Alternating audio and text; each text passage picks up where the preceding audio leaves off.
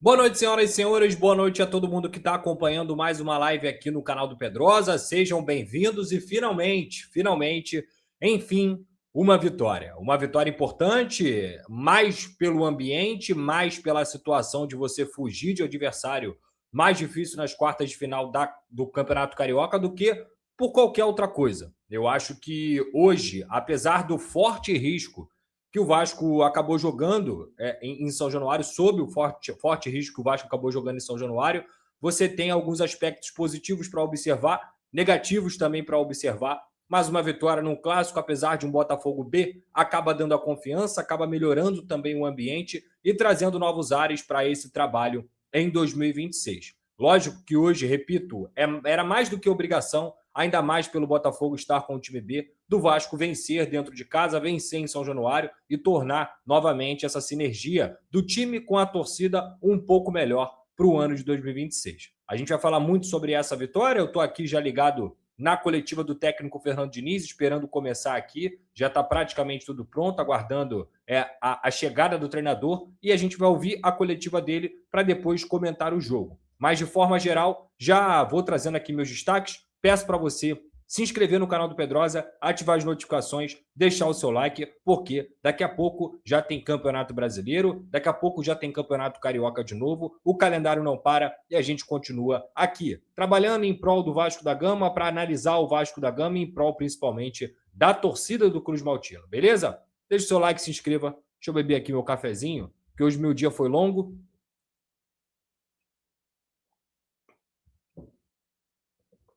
Hoje meu dia começou cedo fazendo o jogo do Bayern de Munique, um show de bola, e aí foi até agora mais tarde, ainda mais por conta da chuva, atrasou o jogo, de um jogo que não era nem para ter começado, eu vou falar muito sobre isso aqui na live.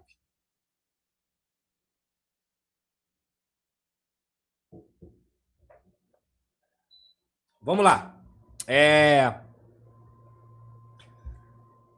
Primeiro eu tenho que dar um destaque aqui inicial para um cara chamado Thiago Mendes. É um atleta que chegou no ano passado, já com uma idade mais avançada. O Vasco da Gama, ele ofereceu, inclusive, 2 anos e meio de contrato para o Thiago Mendes.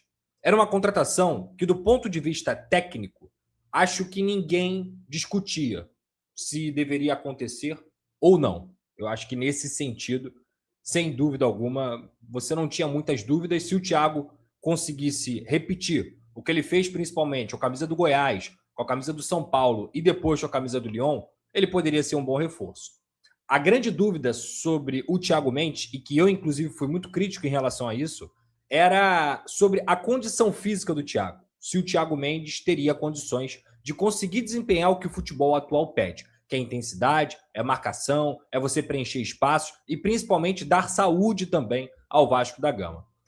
Em algum momento, nos primeiros jogos, assim, você tinha uma paciência maior, ele entrou 3, 4, 5, e você não via um desenvolvimento acontecendo de forma gradativa no Thiago. Parecia que cada jogo que ele entrava, ele ainda estava fora de ritmo. Até que o Fernando Diniz continuou apostando no Thiago. E o Thiago termina o ano de 2025 já como um dos principais jogadores do Vasco. E digo mais, não só como um dos principais jogadores do Vasco dentro de campo, tecnicamente falando, com o poder técnico que ele tem também, mas pela postura.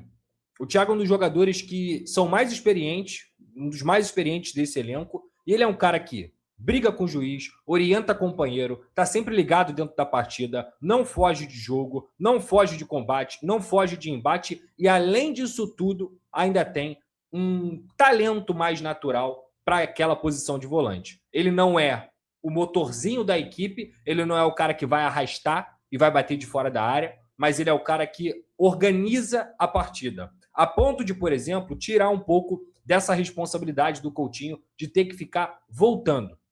Então, o Thiago Mendes, para mim, ele deve receber um destaque pela partida de hoje, mas não só pelo jogo de hoje. Também por tudo que aconteceu no final do ano passado e por ter iniciado esse ano, mais uma vez, muito bem. Então, eu acho que o Thiago Mendes é um jogador que cada vez mais tem se encontrado no Vasco da Gama. É mais um jogador que nessa temporada vai ajudar bastante. Ele tem muita capacidade técnica para poder sair jogando com bola longa. Ele não tem medo da bola, ele sabe proteger, ele sabe dar sequência dentro do lance. Então, parece que a gente já pode aí começar a afirmar que que o Thiago Mendes tem se tornado e vai se tornar cada vez mais um dos pilares dessa equipe do Vasco. Isso significa que o Vasco não precisa dessa posição de volante? Lógico que não.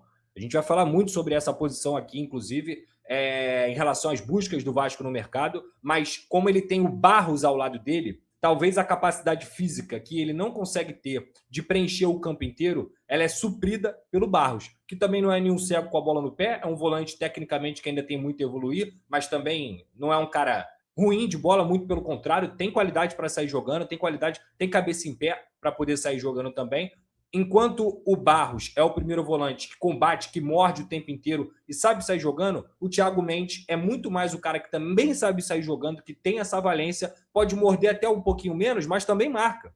Também tem posicionamento de campo, também tem preenchimento de espaços. Então, para você dizer, posso dizer um ponto muito positivo é que essa dupla está cada vez mais se entrosando. Quando o Vasco tiver os pontas em plenas condições, o Marino Hinestrosa e também o Carlos Andrés Gomes, e eles voltando para fechar essa segunda linha, é muito provável que o Vasco tenha uma segunda linha muito competitiva, com Barros, Thiago Mendes, Marino Hinestrosa e o Carlos Andrés Gomes, para trazer ao Vasco um pouco mais de saúde também. Adicionando, quem sabe, o Cuiabano à lateral esquerda, eu acho que o Vasco e também o Paulo Henrique à lateral direita, o Vasco vai ter condições de mesclar sua equipe dentro do ano com esses jogadores. Uns mais técnicos, os outros mais físicos, mais capacitados para atender às exigências do que o futebol hoje mundial pedem, mas nesse momento eu acho que a gente tem boas notícias, principalmente nesse meio campo, e cada vez mais o tempo ele vai dizendo para a gente que é necessário esperar. Claro que o jogador dentro de campo ele tem que dar resposta também. Se a gente for pegar o início do Thiago Mendes, é um início bem capenga, assim, bem difícil, até mesmo 1-2 meses depois dele ter chegado. Só que ele deu a resposta em campo. Quando o Vasco precisou dele, na reta final da temporada passada, ele deu essa resposta em campo.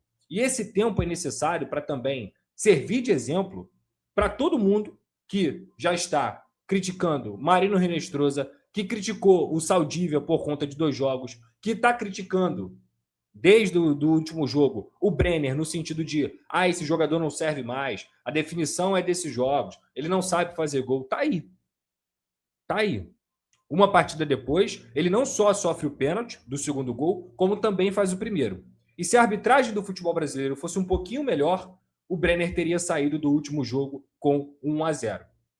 Teria saído do último jogo o Vasco junto com o Brenner e talvez com uma vitória, com o gol dele. Perdeu gols? Perdeu. Merece receber as críticas dentro da medida do possível? Sem dúvida alguma. Agora, ficar decretando que jogador não serve por conta de um jogador, de um jogo, por conta de uma partida aqui, outra partida ali, não adianta. Brenner e Marino Hinestrosa são 2 jogadores que, somados, custaram mais de 10 milhões de euros para o Vasco. São 2 jogadores, inclusive, que não jogavam desde novembro, dezembro.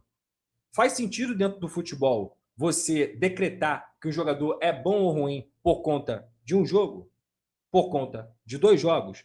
Não faz sentido. Porque assim como tudo na vida, se você chegar no seu trabalho, se você tiver um novo emprego, você vai precisar de um tempo de adaptação. Se você começar um relacionamento, você vai precisar de um tempo de adaptação. No início de uma amizade, você vai precisar de tempo para você poder confiar naquela amizade. Dentro do futebol, dentro do esporte, é assim também. Porque a gente não está lidando só com jogadores, a gente está lidando Boa noite, com atletas Fernando e seres Diniz, humanos. parabéns pela Vou vitória. falar por resultado e quer se apegar somente a isso, tem uma linha de trabalho, tá tudo bem, você pode ter essa linha de trabalho.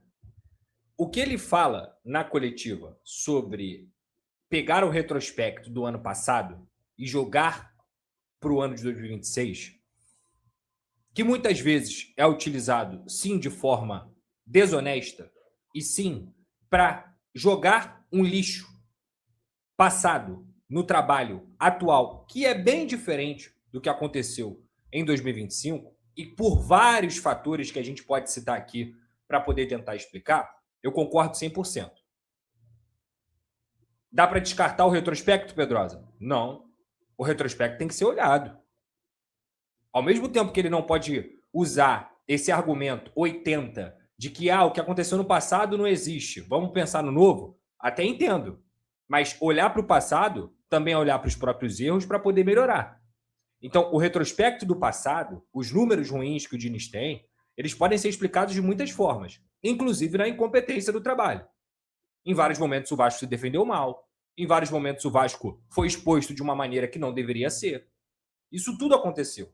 Isso tudo aconteceu. O trabalho defensivo do Diniz nem sempre foi muito bom. Dentro do Campeonato Brasileiro, então, cara, ele foi bem inconsistente.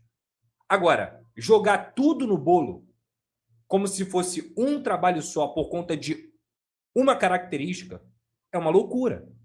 Se vocês forem lembrar, quando o Diniz chega ao Vasco da Gama, ele chega com o Vasco, repito, na zona do rebaixamento, com o Vasco que tinha um elenco fraquíssimo, fraquíssimo. As contratações do meio do ano não tinham chegado ainda, e os números que muita gente carrega do passado para colocar hoje são números de um time completamente diferente do time que o Vasco tem hoje. Com jogadores completamente diferentes do time que o Vasco tem hoje, no sentido titular, time titular. Tanto é que 5 das 6 contratações que o Vasco fez no meio do ano viraram titulares do Vasco. Thiago Mendes, Cuesta, Robert Renan, Carlos Andrés Gomes e mais um que me fugiu agora, das contratações do ano passado. É um time diferente em vários aspectos. Perder 19 jogos, como muita gente usa, é rasteiro, mano. É rasteiro. Porque você tem que pegar um trabalho que em nada tinha do Fábio Carille em relação a coletivo, você tem que transformar esse trabalho em algo. Ele começa esse trabalho de transformação, recebe os reforços, o Vasco melhora em nível, tanto é que tem uma excelente sequência dentro do Campeonato Brasileiro. Se eu não me engano, o Vasco ficou em 12, 13 jogos, e o Barros, boa lembrança. É porque o Barros ele vem muito mais no retorno e ele vira titular. Esse trabalho é transformado dentro da sequência do Fernando Diniz e depois o Vasco tem uma queda de rendimento muito.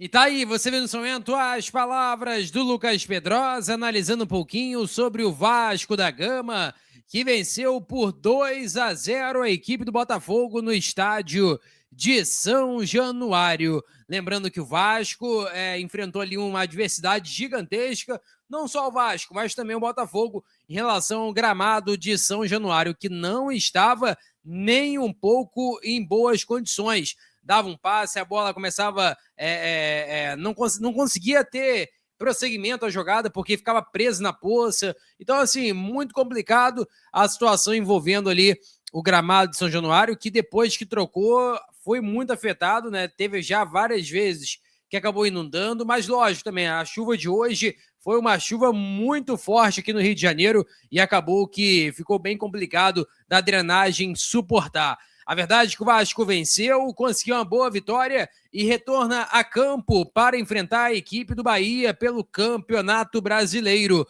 O Vasco tem que ir para cima do Bahia, porque é fundamental vencer esse jogo para que conquiste 4 pontos de 9 em disputa. Lembrando que o Diniz também falou que o Spinelli talvez não consiga ficar à disposição por conta de documentação. Já o Cuiabano deve entrar amanhã no BID e ficar à disposição desse jogo em São Januário. Peço a você que deixe o like, é muito importante para o nosso canal. Acione o sininho de notificação para não perder nenhum conteúdo. Nossa meta é alcançar o mais rápido possível 70 mil, conto muito com a sua ajuda e também com a sua moral. Vou ficando por aqui, valeu, tamo junto e é nóis! Fui!